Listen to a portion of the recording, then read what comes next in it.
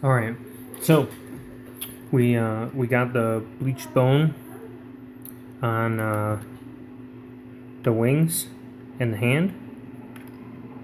Wow, this kid is really old. I got the tracks coming off in like 2 spots.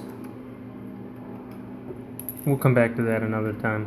Whoa, the whole thing's coming off. All right, like I said, we'll come back to that. All right, so right now this looks like a plain, boring, very, very, very simple one color piece, and we want to take that away. All right, so we got 2 choices for this color shade. We have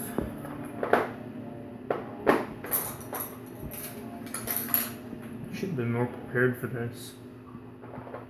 Come on, where are you at? Da, da, da. No, that's not you. No, no,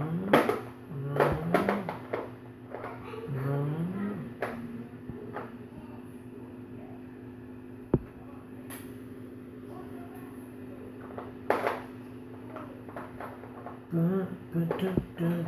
I promise I'll find it.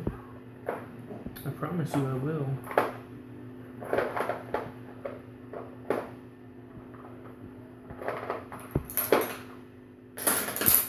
Or at least I hope I will. Alright, let me just make sure it's not sitting in front of me. Alright, it's definitely not sitting in front of me.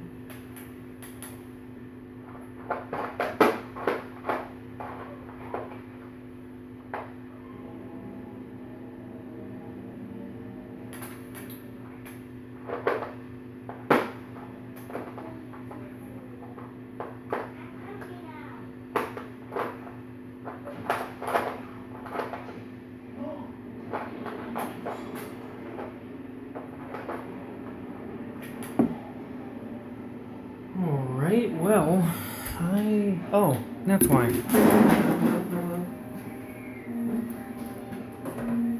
It's sitting on my paint tray. Yeah. Alright, so we have 2 color choices that'll work really well with bone. We have the darker, this is the best way to kind of understand the 2 color differences, is to shake them up and then look at the way that they coat the bottle. So this one's a lot lighter and this one's a lot darker. And what you're seeing is really important, that coating the bottle, because that means it's not just going to wash into the crevices and then be gone. That means part of it will stay on the top, and that's good. That's where we want an overall coat. So we're going to use the lighter of the 2, and if it doesn't give us the results we're looking for, we'll go darker. It's easier to go lighter than darker than to go darker and then try to reverse the effects. So we'll push this Agrax Earth shade to the side, and we'll use Seraphim Sepia. This is tied for first place as far as the best paint ever with Nuln Oil. You can have the best looking model, but without these 2, I'm not sure how you're gonna do them. I'm not sure. I really don't know. These should be in everybody's toolboxes. They're just fantastic. So we'll start with the Seraphim Sepia. And remember, you can always put a little bit on and then add if you have to. So you don't need a whole lot. And let's go ahead and move this over to the side. And we'll start in the crevices and come out. Now, as you can see, it's doing exactly what we wanted it to do. It is getting in all those nooks and crannies, and we're gonna help it. We're gonna guide it into those corners, and then up each wing. And this is what I meant by this is gonna get in all the recesses. This is gonna get in. This is like wonder paint. You know, this is for adults right here. This is amazing. Like when you were a kid, you had to paint by numbers, and you had all those other ones, and they just told you what to do. But now that you're an adult, you really can't do paint by numbers all that much. That's because we've got this crazy awesomeness right here. I mean, look at that. That's what it looks like now, okay? That's what it looked like before, okay? Something bland, blah, but a simple wash paint just made all that pop, okay? And this, again, darkened it, so we will go over it again and lighten it. But for the moment, let's finish both sides and the front. Okay. I'm gonna work upside down a little bit because I like the paintbrush to follow the edge, because it's easier for me to drag it along an edge than to actually try and paint. And when I mean actually try and paint, like, people think that when you paint something, you grab brush and you follow object you paint. Alright, yeah, that's kind of true, but really, with painting, it's brush manipulation.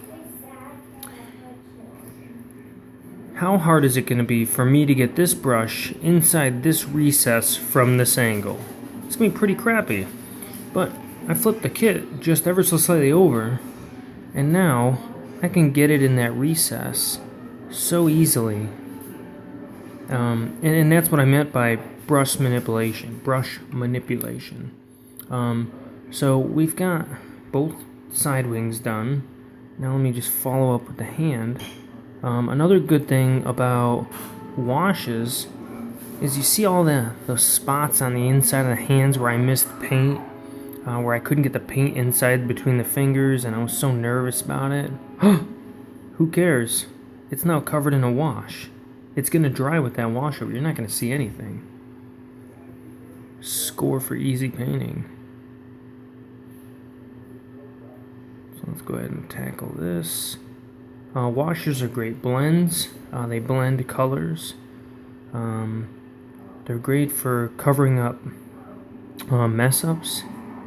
Unintentionally, it just kind of works that way. And they're really good on golds.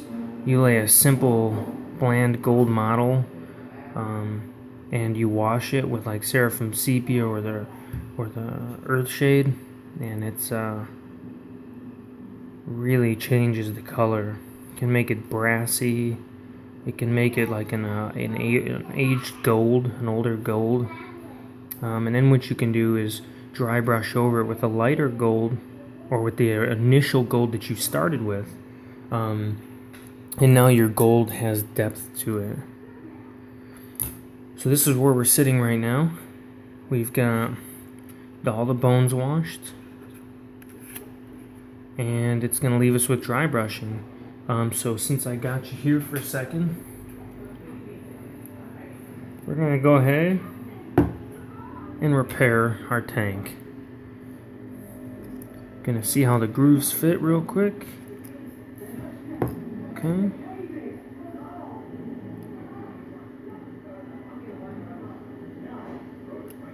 Alright.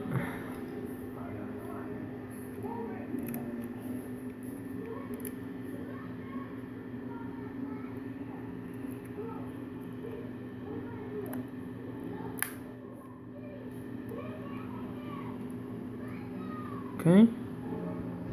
Should glue just fine with that awesome glue smell. And then this one I'm going to double check the way it fits. Okay, it sits in there like that. So I'm going to set some glue down here. Not a whole lot. I mean, this part shouldn't really be getting messed with to begin with. So I'm assuming that it's just from all the years of traveling with this kit. It just kind of made it come loose. And now that I got that in there, let me get my handy dandy bag of paper clips, which I will cover in another episode as to why Dave loves paper clips. But that's a whole different paint section, pin section / everything section. Yeah, so we've repaired the tank. Should be just fine. Glued it on the inside so the glue won't show on the outside, which is what's important, because that glue will leave a gloss film. And we don't want that on this tank. And yeah, let's go ahead and leave those to dry. Let's put them back at the computer fan. We'll start the rest of this video later.